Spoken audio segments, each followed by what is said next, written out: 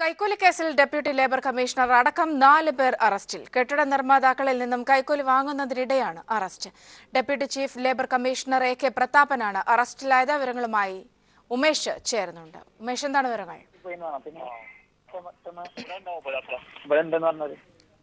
ഉമേഷ്, വിവരങ്ങൾ എങ്ങനെയാണ്? സൗമ്യ, കെട്ടിട നിർമ്മാതാക്കളിൽ നിന്ന് കൈക്കൂലി വാങ്ങിയതിനാണ് Kochi deputy chief labour commissioner അടക്കം 4 പേരെ CBI അറസ്റ്റ് ചെയ്തിരിക്കുന്നത്. Deputy chief labour commissioner A K. Pratap, assistant labour commissioner DS Yadav, enforcement officer CP Sunilkumar, കൂടാതെ കെട്ടിട നിർമ്മാതാക്കളുടെ സ്ഥാപനത്തിലെ ജീവനക്കാരനായ PK അനീഷ് എന്നിങ്ങനെ 4 പേരെയാണ് CBI അറസ്റ്റ് ചെയ്തിരിക്കുന്നത്. ഇവരിൽ നിന്ന് 60,000 രൂപയും CBI പിടിച്ചെടുത്തിട്ടുണ്ട്.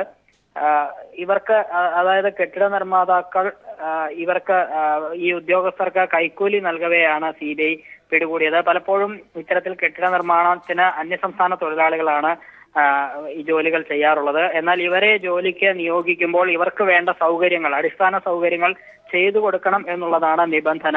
എന്നാൽ ഈ നിബന്ധന പലപ്പോഴും കെട്ടിട നിർമ്മാതാക്കൾ പാലിക്കാറില്ല. ഇത്തരത്തിൽ ഉദ്യോഗസ്ഥരെ കൈക്കൂലി നൽകി സ്വാധീനിച്ചും മറ്റുമാണ് ഇത്തരത്തിലുള്ള അന്യസംസ്ഥാനക്കാരെ കൊണ്ട് നിർമ്മാണ ജോലികൾ ചെയ്യിക്കാറ്.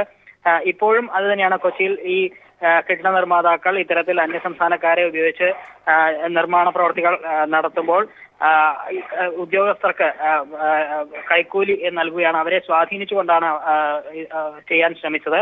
ഇത്തരത്തിൽ പൈസ, അതായത് 25,000 രൂപ വീതമാണ് ഡെപ്യൂട്ടി ചീഫ് ലേബർ കമ്മീഷണർക്കും അസിസ്റ്റന്റ് ലേബർ കമ്മീഷണർക്കും നൽകിയത്. എൻഫോഴ്സ്മെന്റ് ഓഫീസർക്ക് 10,000 രൂപയും നൽകി. ഇത്തരത്തിൽ കൈക്കൂലി നൽകുകയാണ് CBI 4 പേരെയും കൊച്ചി യൂണിറ്റ് അറസ്റ്റ് ചെയ്തത്.